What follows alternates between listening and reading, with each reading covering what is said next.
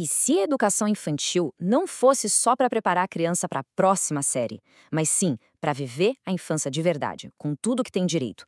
Pois é, essa é a grande pergunta que uma proposta super inovadora lá de São Bernardo do Campo, aqui no Brasil, está tentando responder. É um jeito completamente novo de enxergar o que significa aprender bem no comecinho da vida. Para a gente entender direitinho o que eles estão propondo, vamos passar por alguns pontos-chave. Primeiro, como a criança vira o centro de tudo. Depois, quais são os pilares que sustentam essa ideia? O cuidar, o educar e o brincar. Aí a gente vê como as crianças aprendem de fato, qual é o papel do educador nessa história toda e, por fim, qual é o legado, o que fica dessa infância. Ok, então vamos lá. O primeiro ponto, que é a base de tudo, é essa mudança de perspectiva. Colocar a criança no centro, mas no centro mesmo, de verdade. E olha, pode até parecer um papo meio óbvio, mas o jeito que isso é feito aqui muda completamente o jogo. Para entender essa mudança, é só olhar o antes e o depois. A visão antiga, que o próprio currículo chama de assistencialista, era aquela coisa de ver a creche ou a escolinha como um lugar para, tomar conta da criança enquanto os pais trabalham. Ou então, para já ir adiantando matéria para o ensino fundamental. A nova visão vira essa chave. A criança deixa de ser passiva e se torna a protagonista. Ela é vista como alguém ativo, potente, que está ali construindo o próprio conhecimento. E essa ideia fica muito clara na definição que o próprio currículo dá. A criança não é uma folha em branco, sabe? Ela é um sujeito histórico e de direitos. Alguém que brinca, que imagina, que fantasia e, olha que forte isso, que produz cultura. Isso é incrível.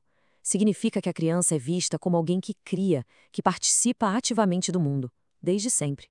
E para essa coisa de direitos não ficar só no papel, o currículo define 6 ações que precisam ser garantidas todo santo dia. Coisas como conviver, brincar, participar, explorar e por aí vai. O mais legal é que o planejamento da escola não parte mais de hoje tem aula de matemática. Não, parte de hoje vamos garantir que as crianças possam explorar, conviver, se expressar. A lógica muda completamente.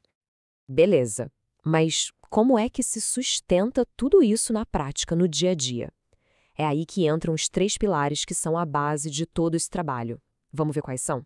A primeira grande ideia é que cuidar e educar são a mesma coisa, são inseparáveis.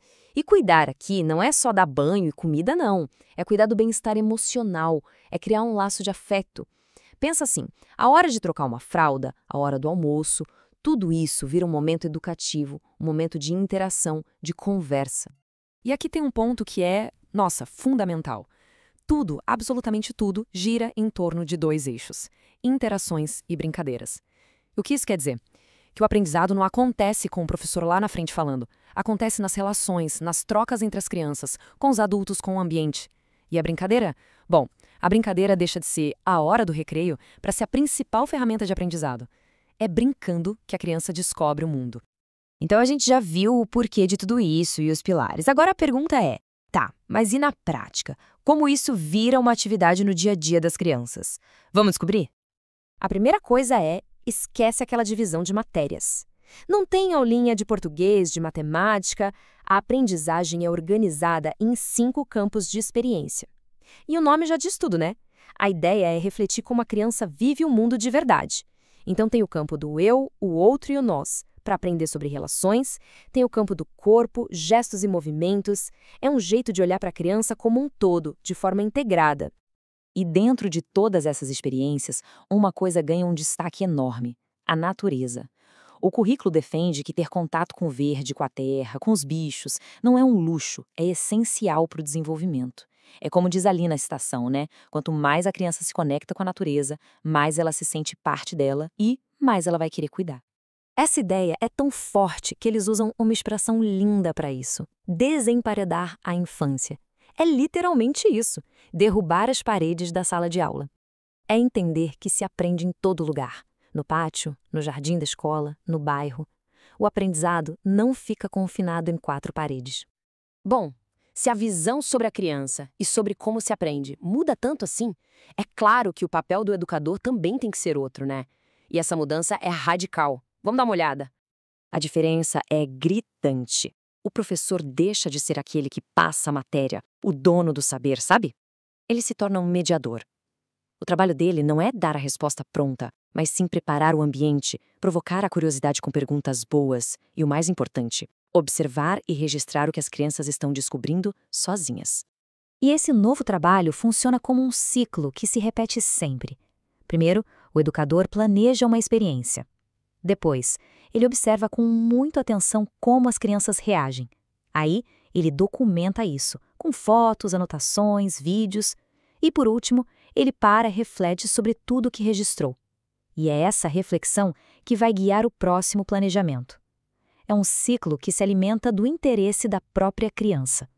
É quase como se o educador virasse um pesquisador da infância. Certo, a gente já viu um monte de coisa. Mas no fim do dia, para que tudo isso? Qual é o grande objetivo? O que se espera que uma criança leve para a vida depois de passar por essa educação? Vamos amarrar tudo isso agora? Os objetivos são muito claros. E olha, não tem nada a ver com passar de ano ou tirar nota boa. O foco é outro. É garantir aqueles 6 direitos todos os dias. É ajudar a criança a construir uma imagem positiva de si mesma, a ter confiança. É formar a gente com autonomia, que pensa por conta própria. No fundo, é uma educação que se importa muito mais com o caminho, com o processo de descoberta, do que com a resposta certa no final. Então, o ponto central é esse. O sucesso aqui não se mede no quanto a criança decorou. Se mede na formação de pessoas mais completas. Pessoas autônomas, criativas, empáticas, que sabem colaborar e pensar. E tudo isso deixa uma pergunta no ar, né? Essa proposta de São Bernardo do Campo, na verdade, é um convite para a gente repensar para que serve a educação. E a pergunta que fica é, imagina só, como seria o futuro se toda escola, em todo lugar, fosse pensada para de fato valorizar e respeitar a potência que é a infância?